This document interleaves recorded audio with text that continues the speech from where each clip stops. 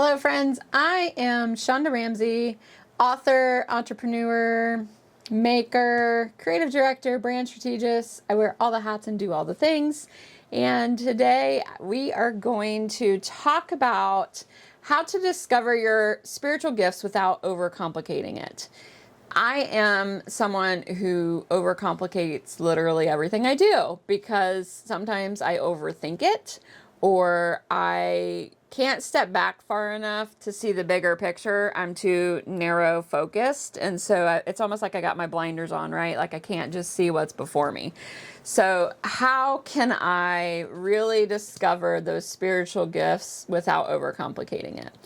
The first thing that I would recommend, and always do recommend, is your natural gifting clues. We all have natural gifts.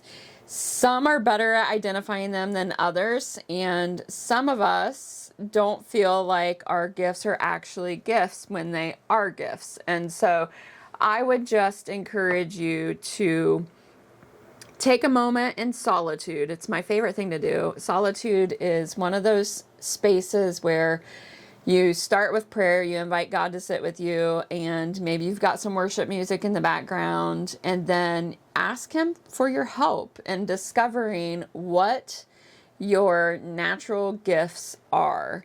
And then make a list of them. Whatever comes to mind, make a list of it and see what comes out and see what might be hidden within you that could be left untapped, right? So one of my gifts is hosting, and I know this, but I don't host very much anymore. I used to all the time. I used to always have people over and do gatherings at my home, and then I stopped for one reason or another. Time, my schedule was busy, their schedules were busy, just different excuses that stopped me from using my gift of hosting. So if you look at your list and you find things like that, it's really neat to see that you have that gift, you know it's a gift, and you know you're underutilizing it. So then you can kind of figure out how to start utilizing it again, right? So make your list, put some check marks next to the one you know you're still doing, and then maybe star the ones that you've stopped doing for one reason or another, if you've stopped using those gifts. And then try to challenge yourself to come up with ways to start incorporating them more into your life so that you can be of service to others.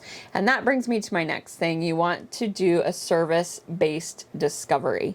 So this is things that you can do for others, like maybe get their groceries for them if they're homebound, or cook a meal, or if it's somebody who's going through a really hard time, it could be as simple as sitting next to them and just listening, just being a good listener and support system for that person. So write down all the service-based things that you yourself can physically do and, enjoy doing it. If it's something that you don't enjoy doing, you can still write it. I would maybe put it in a different column, but know that about yourself, that it's something that is outside of your comfort zone that you probably wouldn't do, like it wouldn't be your first choice. And maybe challenge yourself to try to incorporate one of those things back into the fold to where you get familiar with it again and you get used to doing it again so that you can serve others. I think that it's really important to not give up on those things, because sometimes when we are faced with things just outside of our comfort zone, that's really where God wants us to be, right? He wants us to do the things that are uncomfortable for the good of others, for the good of His kingdom. Those are things that we really should be leaning more into. And so instead of just instead of just saying, nope, I'm not going to do that, let's try to actually do it from time to time. I think that you will find that once you get back into doing these kinds of things, it becomes like second nature. And then not only are you helping others, but you're kind of helping yourself in a way too. And then another thing would be community confirmation. That's a big one too. So if you are someone who is active within a community, whether it's church or if it's a networking group or just with your friends, no matter who it is, find out what are the things that they love about you. What is it that really sticks out to them? Because those are areas that, you know, you are gifted in. And it's possible too that your skill set is going to come into play here too. That's another area I really like people to look at. So I used to never think that I could use my skills in a way that served other people, and especially not pairing them with my spiritual gifts, right? So I'm a graphic designer by trade. That doesn't mean that that's a gift or anything. It's a skill that I have learned along the way.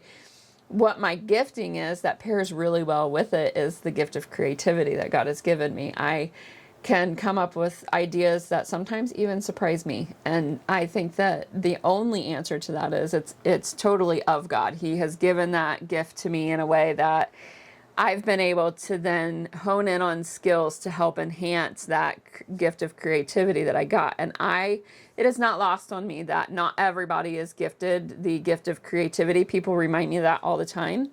There are some of my friends who don't have a creative bone in their body, and they aren't afraid to tell me that. But I love creativity. It's just something that comes naturally to me, and it is something that I have really just poured into the best that I can by learning skills to then further enhance that gift. So this is where you want to pay attention to your gift and pair it with the skills that you have to maybe see where there might be a ministry opportunity for you to serve someone else.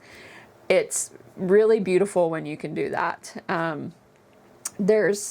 The way that I do that within my creativity is by my Give Back program. And that program is where I gift the gift of design for schools and churches who need it when they need it based on my availability for that year. Of course, there is a process to apply for that and get in on that. And I can't accept everyone because my time is limited, but there are some years where I have time available for that and have been able to do that. And some of my favorite projects have been with our local Pee Wee football team. I've done a lot of design for them, and also the high school football team. I did the locker signs for them for a couple years too, for the football players. And that was just a lot of fun for me. It was my way to give back to my community.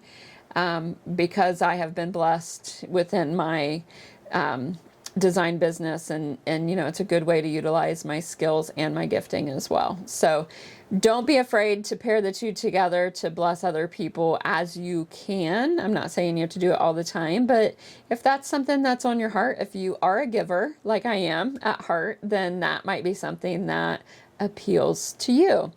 Now, if you are stuck on how to do this, or you need a little bit of extra guidance on thinking of the terms that you want to tie in with gifting or skills or service, I have created a free download for you called Discovering My Spiritual Gifts. It is on my website, and I will link it in the description of this video for you to go and download.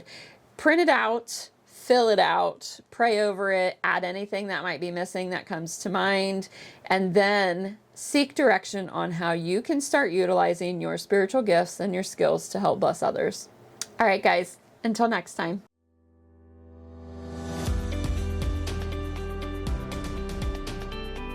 Hello, friend. I'm Shonda Ramsey. If you found your way here, chances are you're a woman who creates, builds, or leads in your area of expertise.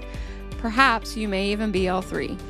And if you're looking for a space where faith, creativity, and business belong together, you are in the right place.